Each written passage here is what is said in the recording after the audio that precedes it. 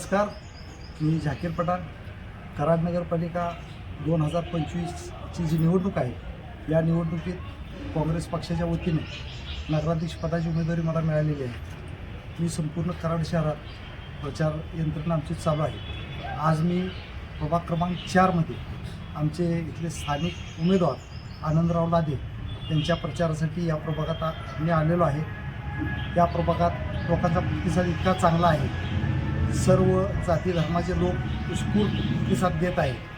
कराड नगरपालिका ही स्वच्छ कारभार करण्यासाठी आम्हा सर्वांना ते लोक मतदान करतील अशी आमची अपेक्षा आहे. त्याचबरोबर आमच्या पाठीशी महाराष्ट्राचे माजी मुख्यमंत्री माननीय पृथ्वीराज चव्हाण बाबा हे आहेत. यांचा अंकुश आमच्यावर राहणार आहे.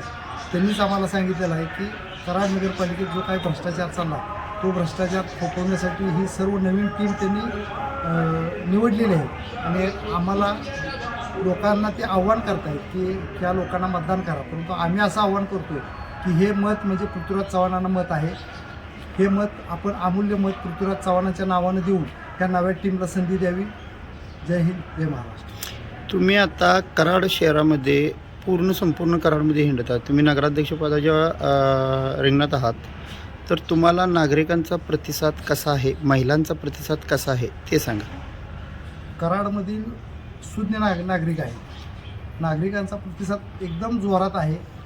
मी आत्ता मगाशी सांगितलं ना, सर्व जाती धर्माच्या लोकांच्यातून उत्स्फूर्त प्रतिसाद मिळतो आहे. काही लोक थोडासा अपप्रचार करायच्या नादात असतात, परंतु माझा जो स्वभाव आहे किंवा माझ्या वडिलांच्यापासूनची समाजसेवा कराडकरांना माहीत आहे. आम्ही सर्व समाजात वावरणारी लोक आहोत.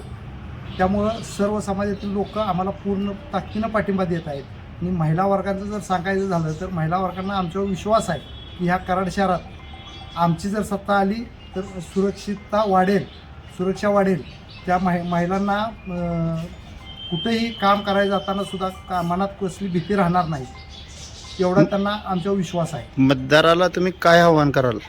मतदारांना मी एवढंच आव्हान करेन की गेल्या 15-20 वर्षात जे कराड नगरपालिकेचे पहिले नगराध्यक्ष आपले बाकी राहिले होते PD पाटील साहेब, ते जे काम करत होते ते शिल्की बजेट ठेवून नगरपालिकेचं काम करत होते. आणि त्यावेळी तर इतका फंड वगैरे शासनाकडून येत नव्हता. जे कर वसुली वगैरे यायचे त्या ह्याच्यातून ते नगरपालिका चालवून त्यातले पैसे शिल्लक ठेवत होते.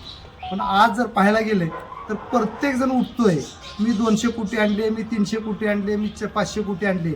एवढे पैसे येऊनसुद्धा आज कराड नगरपालिकेच्या ह्याच्यावर बोजा चढलेला आहे. काही वेळेला तर लाईट बिल भरायला पैसे नसतात, पाणी लवादाचे पैसे भरायला आपल्या नगरपालिकेकडे पैसे नसतात.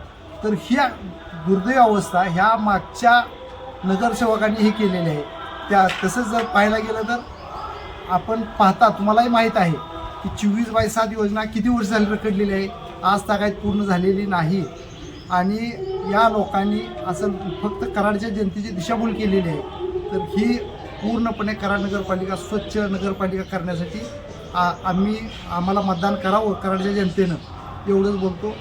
जय हिंद, जय महाराष्ट्र. मध्ये अनुसूचित जाती बमधून मी स्वतः नगरसेवकासाठी सामोरं जातो आहे.